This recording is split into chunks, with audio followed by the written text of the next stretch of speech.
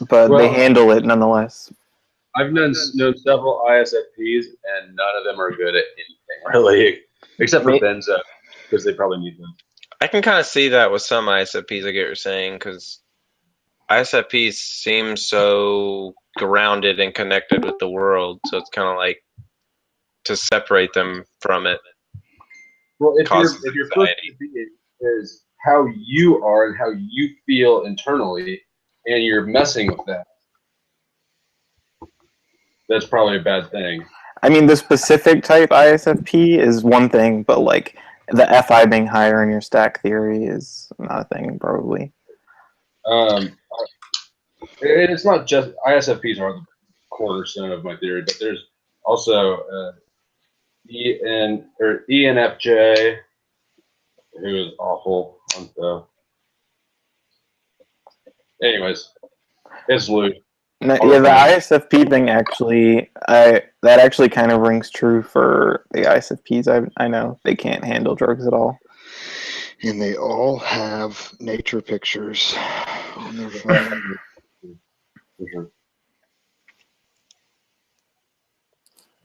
I asked Could this. maybe be like kind of an in general thing. I kind of get what you're pointing at, and there might be some truth to it. Like there might be some specks of truth in there.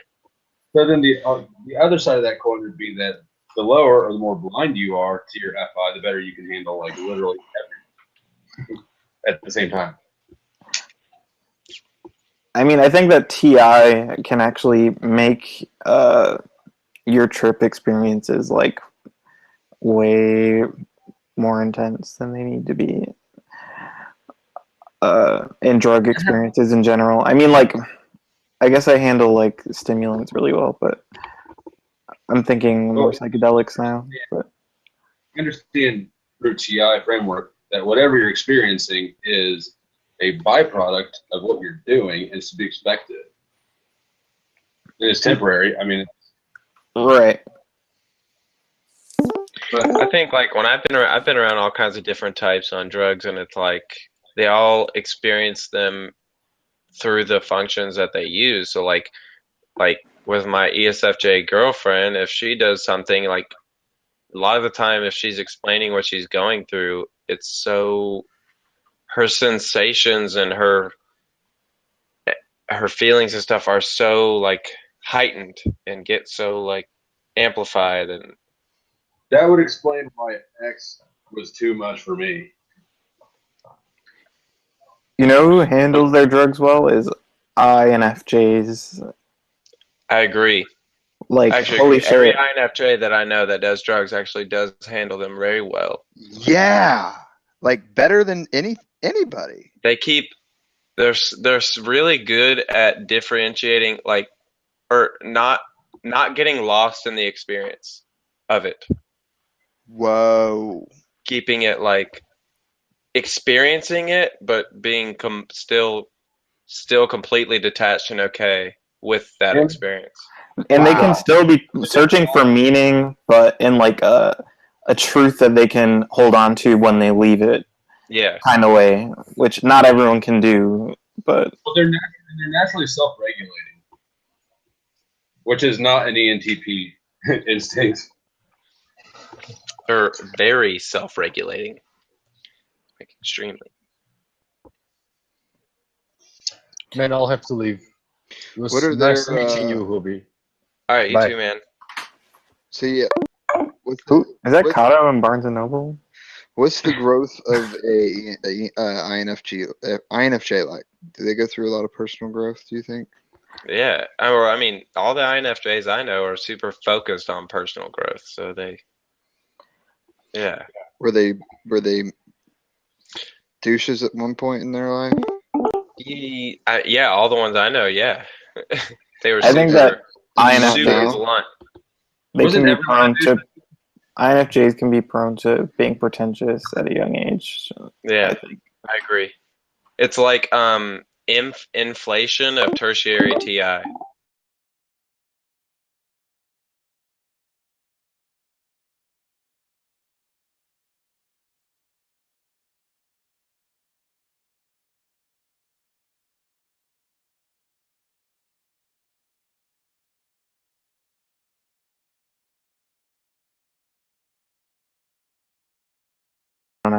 INFJ is not like being on camera.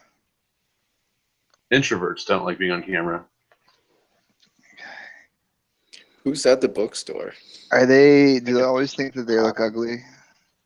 They just like observing and not being visible bait for the ENTPs. It's kind of like in Jurassic Park, how if you don't move, they can't see you. That's how they treat. Of course, it's all about the ENTPs. That's exactly why they don't get on camera. Everything's about us. Yeah, I know. I've noticed.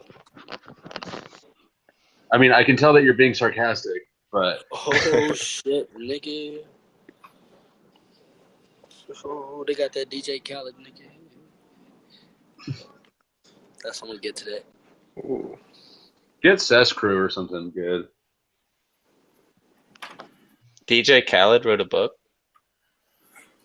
Yeah, the keys. I think he's a ESTJ. He's a #1 bestseller. That's what he is. So if you want some ESTJ wisdom, some ESTJ outlook on life, maybe a good book. Elon Musk, he's dope. He's super dope.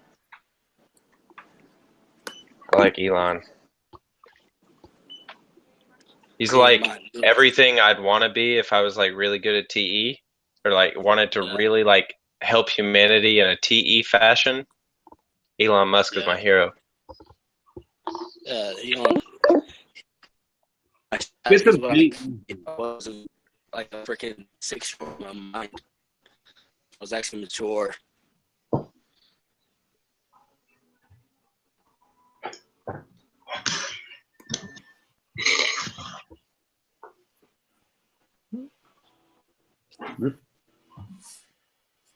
What's a good philosophy? Who's a good philosopher that like, unknown, like low key or something? I know we all know Nietzsche, we all know Kant, we all know shit. Taylor, Who's low? Briggs. Yeah. Well, I don't have that shit here, so I don't. You're slacking. You know? None of you have subscribed to my channel yet. I'm sorry. Everyone's like, hey, let me have the link. I'll subscribe to your tax write-off. Have you ever heard of? Sorry, my bad. I just completely interrupted you. Go ahead. It's fine. I was just ranting I about was just. it deserved to be interrupted. I don't know why I thought that was okay. It is okay because I was not saying anything. Have you ever heard of Plotinus, Cato? Look for a book on Plotinus. That's the stuff that comes out after the baby. I like that. You. So I just learned everything about Karl Marx, man. Everybody says he's fucking evil, but he's not evil. I don't know. I want to make my own opinion. Is it my computer or his voice that's all fucked up? His voice was kind of messing up for me too. Okay, stop talking, Kato. Thank you.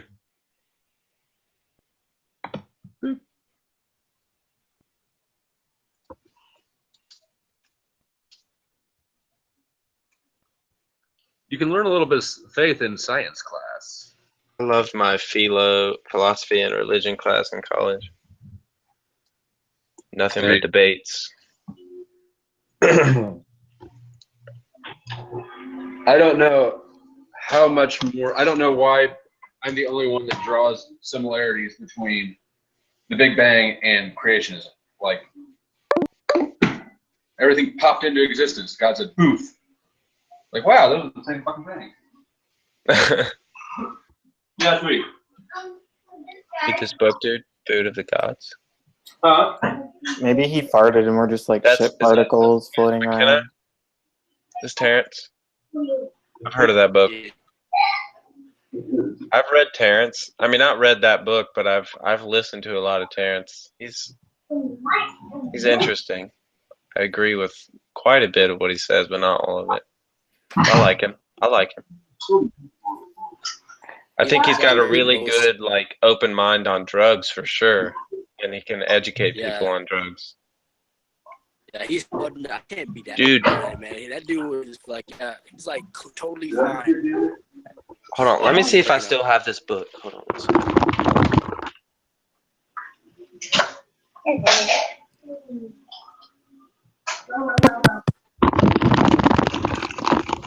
This book right here is interesting as hell. It's called The Psychedelic Experience, and it's these 3 guys with PhDs that were studying psychedelics in like the 60s and 70s, and they took LSD and DMT and all these psychedelics and went over to like Nepal and got these Buddhist monks to do them, and then the Buddhist monks related their experience to their own like knowledge, and it's super interesting. They were like, oh yeah, like these drugs are just, they take you to the, basically they're like, they take you to the lower lights. Like you can go much higher than this. Oh shit. Yeah, it was dope. It's dope. Like, they talk about it. All the monks talk about their like, and it's real monks, like legit, like just Nepal, never done drugs before, like lit, you know what I'm saying? Like lived in a monastery. But they talk about it. Yeah, it's crazy. It's cool. It's a good book. Who's that by? It's by 3 people. It's Timothy Leary, if you ever heard of him. He was real big, like kind of like Terrence McKenna, but he was more kind of an academic guy, but like he did a lot of drugs and like studied them. So Timothy Leary, Ralph Metzner, and Richard Alpert. But Sure. Timothy Leary, mainly look up him. On the floor. But it says The Psychedelic Experience, a manual based on the Tibetan Book of the Dead.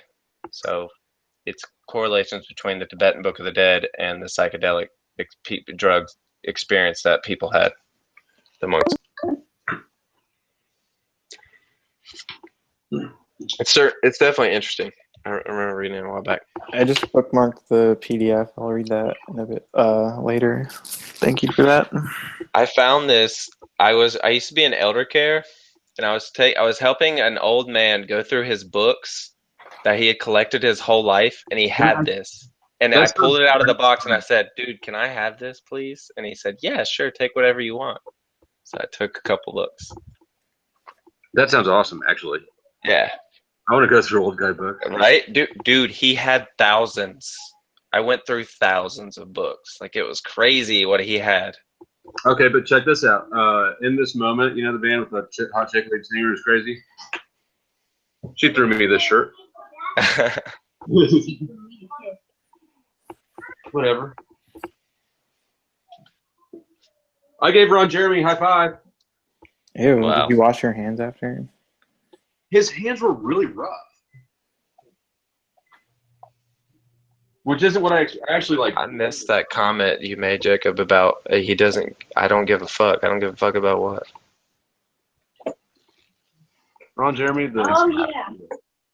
Yeah, you wouldn't expect him to have rough hands. What the fuck was that? Bless you. Thank you, Katie. Holy Control fuck. nothing. Christ. Hi, Neptune. Hi, Katie. How are you today? Better than you. How do you know? I don't know. I didn't sneeze.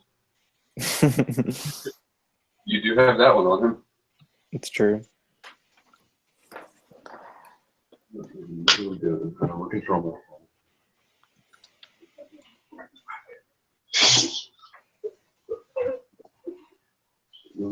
Oh yeah, what is it?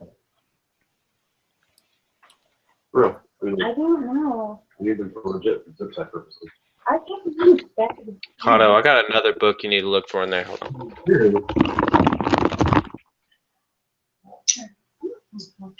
You need to read The 48 Laws of Power by Robert Greene, and you need to read Choke by Chuck Palahniuk. Choke. Don't Never read heard of anything Choke. with the word power in the title. Choke. I almost skipped the book because of that. I agree, actually. I really almost tossed the book back on the shelf. Yeah, I'm just not into that shit. You But might it's probably good. I have It's a friend who actually read that book and was saying how great it was. She was an INTJ. It's though. a really good book. I know that I agree. The title sounds fucking awful. I was but- that I